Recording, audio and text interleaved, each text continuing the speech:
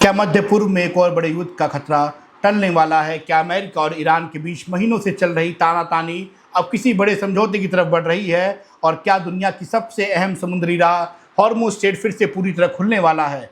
दुनिया की नज़र इस वक्त ऐसी खबर पर टिकी है जो आने वाले दिनों में तेल के दाम से लेकर वैश्विक राजनीति तक को सब कुछ बदल सकती है। अमेरिका के राष्ट्रपति डोनाल्ड ट्रंप ने दावा किया है कि अमेरिका और ईरान के बीच एक बड़ा समझौता काफ़ी हद तक तय हो चुका है और जल्द ही इसका पूरा ब्यौरा दुनिया के सामने रखा जाएगा।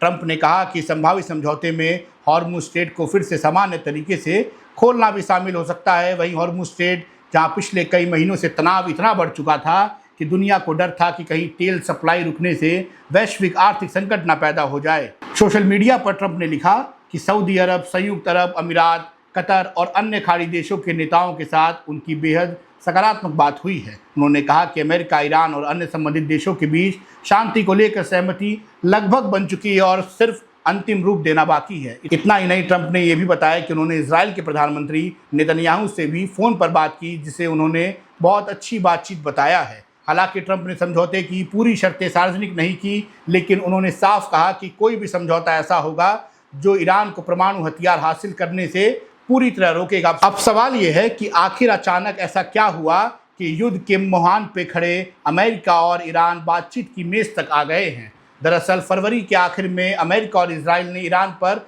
बड़े पैमाने पर हमले किए थे।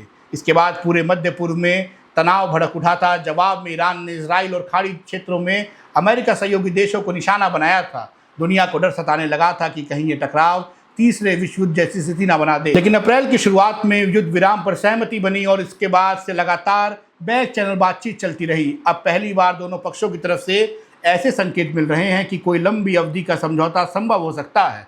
ईरान के विदेश मंत्रालय के प्रवक्ता इस्माइल बघई ने भी माना कि पिछले एक हफ्ते में अमेरिका और ईरान के रुख में कुछ नरमी आई है। हालांकि उन्होंने ये भी चेतावनी दी कि अभी मुख्य मुद्दों पर पूरी सहमति नहीं बनी है। ईरान का कहना है कि वह 14 बिंदुओं वाले एक ढांचे के तहत समझौता करना चाहता है।